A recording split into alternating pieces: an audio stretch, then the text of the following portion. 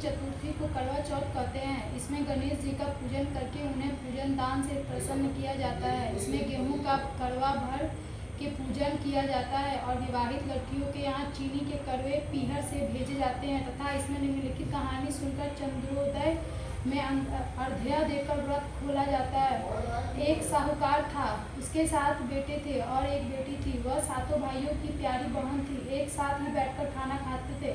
एक दिन कार्तिक की चौथ आई तो उसकी बहन ने करवा चौथ का व्रत रखा। सारे खा ले।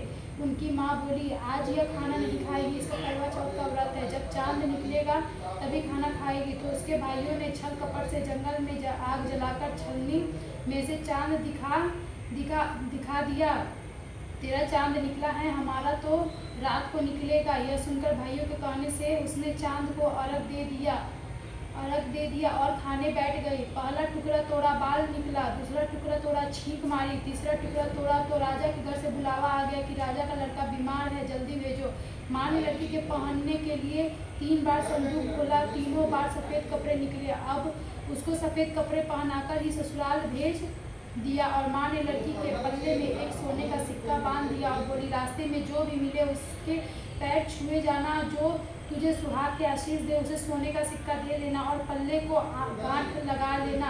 अब उस रास्ते में जो कोई भी मिला उसके पैर छुए पर किसी ने भी सुहाग की आशीष नहीं दी। अब वह 7 बेटों की माँ हो, आशीष नहीं दी। अब वह ससुराल में आई तो दरवाजे पर छोटी ननद खड़ी थी।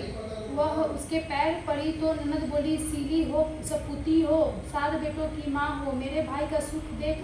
अब उसने सोने का सिक्का ननद को देकर पल्ले को गांठ मार ली। उसके बाद वह अंदर आई। आकर देखा कि उसका पति मरा पड़ा है। अब वह उसे लेकर कोठरी में बैठी रही। 1 साल तक उसकी सेवा की। उसकी सास बांदी के हाथ बची खुची रोटी भेज देती। इस प्रकार उसे अपने पति की सेवा करते करते 1 साल हो गया। करवा चौथ का व्रत आया। सारी पड़ोसनों ने नहा धोकर करवा चौथ का व्रत खोला। सबने सिर धोकर हाथों में मेहंदी लगाई, चूड़ियाँ पहनी।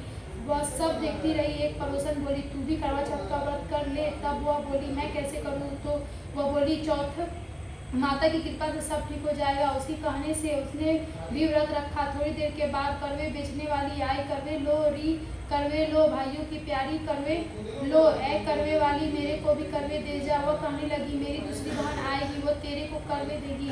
दूसरी आई, करवे लोरी, करवे लो, भाइयों की प्यारी करवे लो। ऐ करवे वाली, मेरे को भी करवे दे जा। तो वह बोली, मेरी तीसरी बहन आएगी तो तेरे को करवे देगी। इस तरह 5 बहन आकर चली गई पर किसी ने भी करवे नहीं दिए। फिर छठी बहन आई और बोली, मेरी 7वीं बहन आएगी, वह तुझे करवे देगी। बस तू सारे रास्ते में कांटे बिखेर कर रख देना। जब वह खूब चिल्लाती हुई आएगी तो उसके पैर में कांटा चुभ जाएगा। तब तू सुई लेकर बैठ जाना और उसका पैर पकड़कर छोड़ना मत और उसके पैर का कांटा निकाल देना।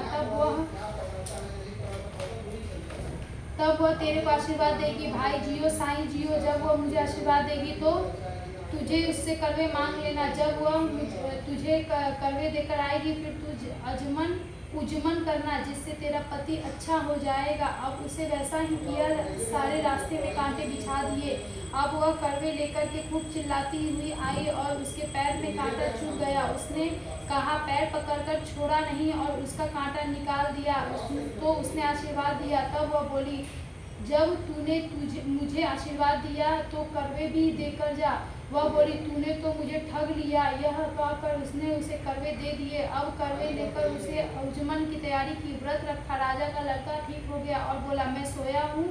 तो वह बोली, सोए नहीं, 12 महीने हो गए तेरी सेवा करते करते। फिर उसने चौथे माता का उजमन अच्छी तरह से किया। अब उसे चौथे माता की कहानी सुनी और उजमन किया।